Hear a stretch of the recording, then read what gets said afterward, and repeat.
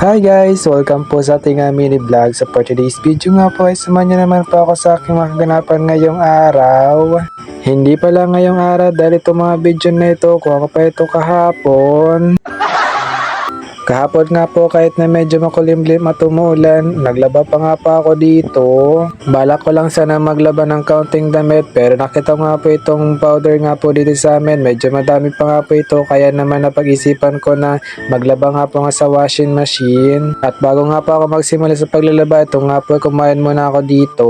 Habang nga po pala kumakain ako dyan, meron na po pala ako dyan sinalang para naman po habang kumakain ako, umikot na rin po yung washing machine. Maganda po talaga kapag meron tayong ganitong labahan, napapadali nga po yung magawain po natin, lalo na po sa paglalaba. Dahil nga po dito yung mga maraming labahin nga po, napapadali nga po ito. Pero minsan naman nag-hand wash naman po ako para naman po makatipid tayo sa kuryente. At dyan nga po ay kumuha nga po ako ng tubig dito po sa balon po namin. Yes po, dalawa nga po yung pinakukuhanan po ng tubig po namin dito na panghugas at panlaba po namin. Kaya naman po di po kami nahirapan sa paghugas at paglalaba dahil dalawa nga po yung pinakuhanan po namin ng tubig dito. Sa balon nga po, doon nga po kami naglaba ng mga puting damit. Dahil dito po kasi sa gripo, kapag naglaba po kami ng puting damit, nangingilaw nga po ito. Kaya naman po kapag naglalaba po si mama ng mga puting damit, yung tubig nga po sa balon ang ginagamit po nito. At dito nga po sa part na ito, nagbabalnaw na po ako ng unang batch po ng mga damit na sinalang ko. At pagkatapos ko nga po mabalnawan po yung mga damit po namin, ito naman po nilagyan ko nga po ito ng downy. Para naman po yung damit po namin, bumango naman po ito. Itong mga araw na po kasi nito, makulimlim po talaga yung kalangitan, wala po talagang araw maghapon. Pero mahangin nga po ng mga araw na ito, kaya naman po madali po itong matuyo dahil nga po sa hangin.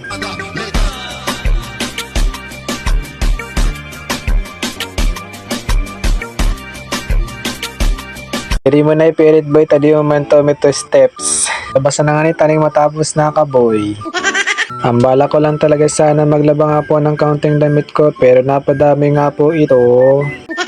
At dito naman nga po sa part na ito, nagbabal na nga po ako ng pangalawang batch po natin. Dalawang salangan nga lang din po yung nagawa ko dahil yung powder nga po na natira po dito. Dalawang salang din po yung kaya po nito. Kanya rin po yan para naman po yung mga labahin nga po ito sa amin, nabawasan nga po ito. At pagkatapos ko nga po malaban nga itong madamit na ito, di ko na nga po ito isasampay sa labas. Dito ko na lang nga po ito isasampay itong mga sampayin po sa may gripo dahil meron naman nga po itong mga yero. Dito po kasi sa kabilang side po ng gripo namin, yung yero nga po ay di naman po itong mga butas-butas kaya naman po okay nga po itong pagsampayan. Itong mga yero na nga po ito, ginamit pa po ito ng kapatid ko nung gumawa po ito ng kubo-kubo dito sa amin.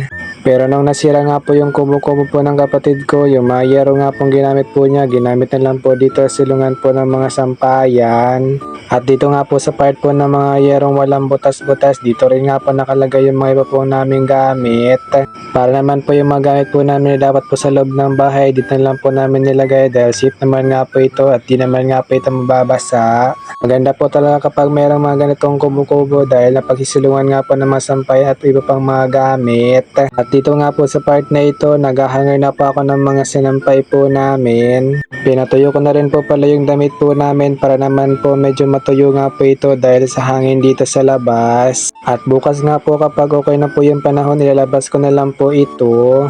At dito nga po ay tapos na po ako dyan maglaba. So yun lamang po for today's video. Thank you for watching. Pa-like and share naman po. Salamat!